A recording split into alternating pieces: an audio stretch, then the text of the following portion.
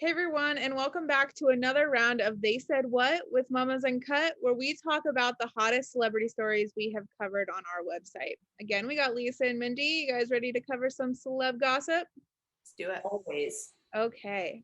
All right. This is a fun one. What do we think about Tom Brady's White House comments? And do we think him and Trump are still friends? Okay. Hey, man, it was glorious to watch. I loved it. So remind me again exactly what he said, because I know I read through it, but I don't remember exactly.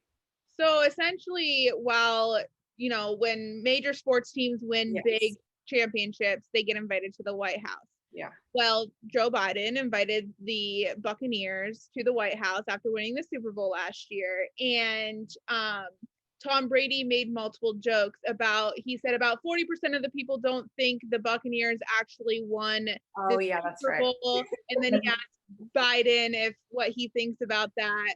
And he also made a joke that, one of the games this past season, Tom got confused and forgot what down it was. And he made a weird play call that he normally wouldn't make had he known that it was third down. And he made a joke that everybody started calling him Sleepy Tom in reference to Biden's nickname or Trump's nickname for Biden, which is Sleepy Joe. So there was a lot of subtle digs at Trump, and apparently Brady and Trump, they golfed together. He was kind of a supporter back in 2016. We do know Giselle is not a Trump supporter. She hates him. Not like Trump. That's gotta be So fun. I'm wondering if Giselle finally got her husband on her side. Well, I mean, look, Brady can be eccentric, no doubt. Yeah. But at the end of the day, he's not way out there, right? Yeah. Like there's no way he believes in the big lie. There's no way he lives in a house with that wife and believes in the big lie. Like Right. She'd kick his ass out because she makes more money than him anyway. Yeah. So it's just a no-go. And so, I think as with many people, Trump went a step too far, and now, those who were supporters are like, okay, that's a place I can't go. Yeah. I know quite a few people that are in that same boat. And that's what I wondered, if it had something to do with the January 6th, it had something to do with, him still pushing this agenda of the election being stolen. Yeah. I mean, you're in the middle of it. Yeah, no, he came to Arizona and did a rally recently, and it just feels weird. I'm actually an independent, so I'm not one way or the other. Like, I vote all over the place, but it feels weird. But I love a good presidential joke. Don't get me wrong. Oh, yeah. I do love a good presidential joke.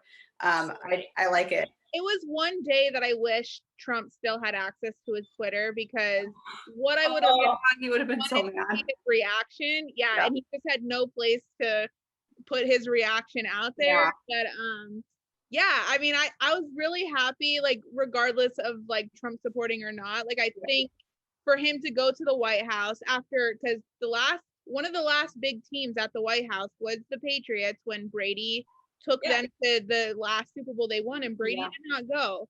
So I think there's, just a lot of, things that could be put together when you kind of look at his speech and what he has or has not done. But I think the awkward tee off is coming if they golf together. Yeah. See how that goes. I wonder if he knew that that would get out, or if he was just making, like, it's like the talking about someone behind your back. Okay, then he did know. He did.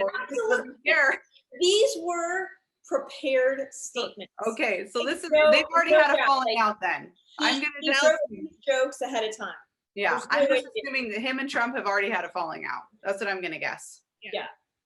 Giselle was sitting at the computer and was like, "You're going to read this?" And Giselle doesn't use a computer. You can't convince me otherwise. Giselle sits by the pool all day long in a beautiful swimsuit with a drink in her hand. That's all she does. Good for her. I won't be convinced otherwise. I know. Good for her. She looks dang good doing it. still Yeah. the breadwinner of one of the highest paid NFL quarterbacks. And I know. yeah, it's insane. So funny. All right. Well, that's all we got for you guys. We'll see you next week.